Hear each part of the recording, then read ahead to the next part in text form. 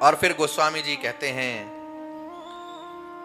कि इस मानस में उन्होंने रखा क्या है, इसका विषय क्या है, इसके भीतर क्या छुपा है।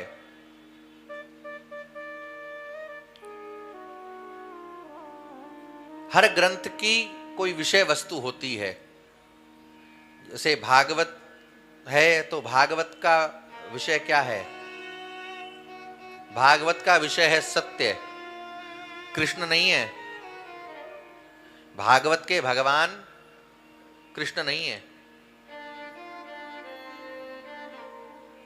तो भागवत के भगवान कौन है?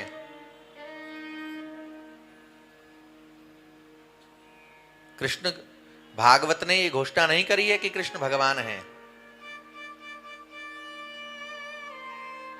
और जो आपको इस प्रश्न का उत्तर दे देना कि भागवत का भगवान कौन है, तो समझिए कि उसी ने भागवत का अध्ययन किया है। और जब कोई उत्तर नहीं देगा तब हम उत्तर देंगे। और इसका उत्तर यह भी नहीं है कि 3 बार सत्य सत्य कहा गया है तो सत्य को भगवान कहा है। ना ना, पहले खोजिए, जब कोई नहीं मिलेगा तो हम उत्तर देंगे। और थोड़ा तो माथापच्ची दिमाग दौड़ाना पड़ेगा, परिश्रम करना पड़ेगा।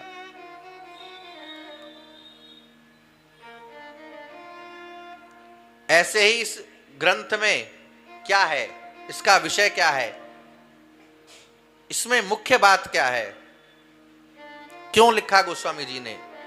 रामचरित्र के तो अनेक ग्रंथ हैं, अनेक रामायण है, वाल्मीकि जी ने लिखी है, योग वासिष्ठ है, अध्यात्म रामायण है, संस्कृत में अनेक ग्रंथ हैं, हनुमान नाटक है।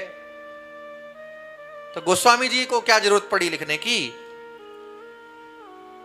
तो गोस्वामी जी कहते हैं कि सबने लिखा, लेकिन मैंने जिसको केंद्र में रखा है उसे किसी ने केंद्र में नहीं रखा।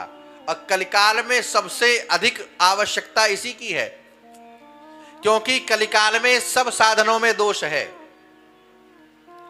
यज्ञ में दोष है।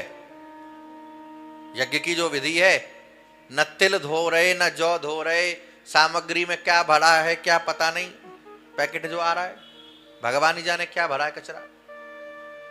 गाय का घी होना चाहिए, गाय कूड़े के ढेर पर खड़ी कूड़ा खा रही है। पंचगव्य के बिना यज्ञ नहीं हो सकता, तो यज्ञ तो समाप्त हो गया। यज्ञ के नाम पर नाटक ही है।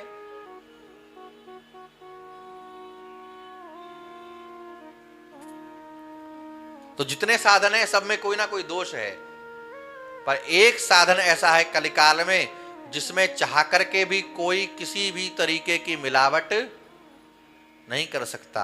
वो क्या है?